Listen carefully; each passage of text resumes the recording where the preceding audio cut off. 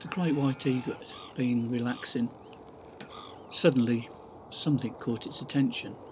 I didn't know what it was, but I was just trying to get a decent shot of its feet, to be honest.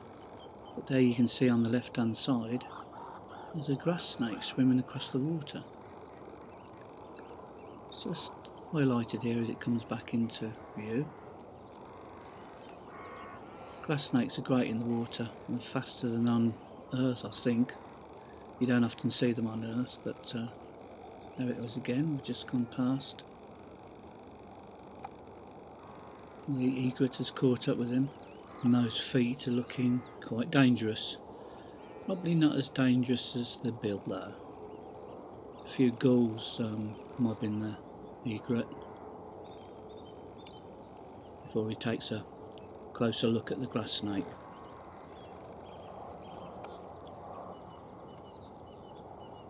He's obviously not quite used to snakes. Maybe he's a young egret. Have a look again. Oh, he gets him right on the head, and the snake sort of recoils a little bit and makes the egret just a little bit nervy. Because the safest thing to do is keep your distance, and of course the egrets probably do come across some poisonous snakes wherever it is they roam all over the place. But having such a weapon as that bill, you'd think he'd make short work of it. I'm sure grey heron in the same position would have already got that down its gullet. This great white egret is treating the snake with a lot of respect. The snake's probably playing dead now. Probably knows that dead snake is not very tasty. There's a lack of movement at all from the snake. I mean, that first strike, if it had been a full blow to his head, and probably would have killed him, would have stunned him at least, but I think he's playing dead, and the egret's now behaving more like a cat who's lost interest in chasing the mice. And the relaxing thing to do is evacuate. One last look. Or maybe this is the strike.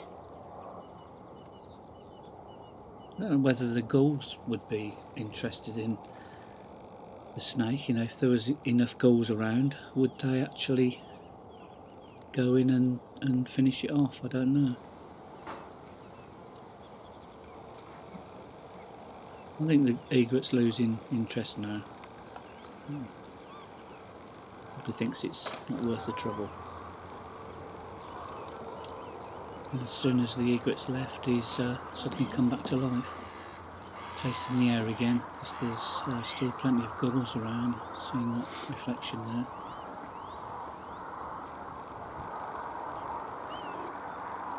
Oh, it's going there.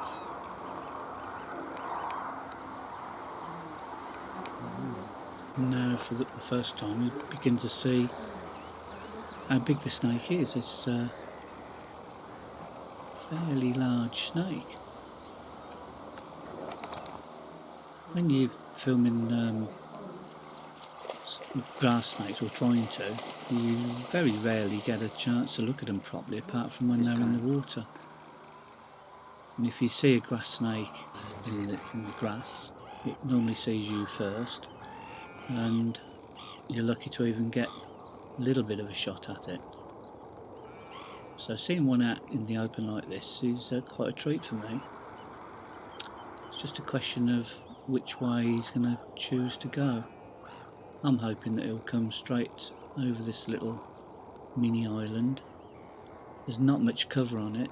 There's some reeds at one end, but pretty well what you see are just a bare piece of dried out mud. And it's not, I don't think it's particularly good surface for a grass snake to be on. There's no cover and there's all these birds around. And at the moment he must be very vulnerable. Not a good place to be in. Fascinating to be able to watch a snake in this country for this length of time, appreciating just the beauty of its movements across this tricky terrain.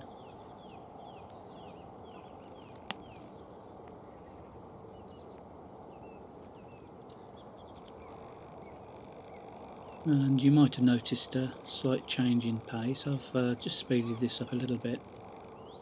You can still appreciate that wonderful movement, but for a snake this is pretty slow going at the normal speed. I think we're back to normal speed now, and when it gets in this little bit of water, you can see how much easier it finds things. And if you hadn't got any sense of scale with some of that undergrowth and the feathers, you could possibly be fooled into thinking that this was the size of an anaconda or whatever. I'm in the pioneer hide at Leys in Northamptonshire, and word's got around that the great white egret has been trying to tangle with a grass snake, so there's a little bit of background noise now as people come in to see what the fuss is all about. Don't know whether they're particularly bothered about the snake. It's very much a birding site, but it's fantastic for all sorts of creatures. Foxes, stoats I've seen regularly, and it's very good for butterflies, dragonflies, other insects. A lot of unusual birds as well, but for me the great white egret is a treat, and to see the great white egret attempting to tangle with a grass snake is a big treat, but to see a grass snake coming towards me like this is probably the biggest treat of all. I've seen grass snakes plenty of times, but I've just never had a chance of doing anything like this. And I suppose you might all be watching this thinking, is this going to have a happy end? Depends whether you like snakes or not.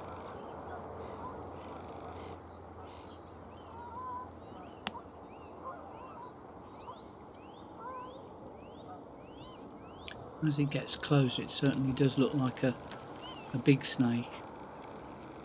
I know that the grass snake is the biggest snake we have in Britain, England, and it's probably up to 1.5 metres, and I think this is certainly close to that.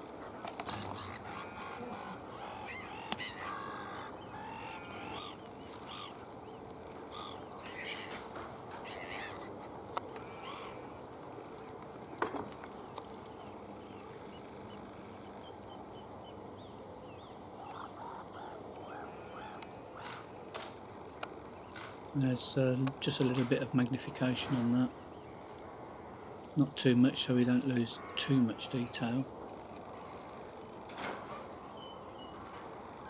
and it's certainly accelerating now as it senses the water, and this is where it catches me completely unawares as it accelerates very quickly, not giving me chance to adjust myself, or the camera for that matter.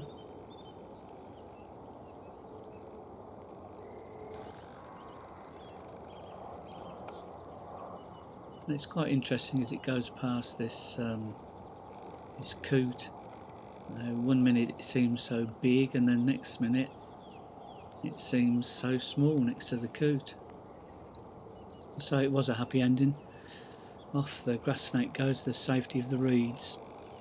And what happened to the great white egret then? Well, he's happily with his little cousin, the little egret. Just wondering what he's missed.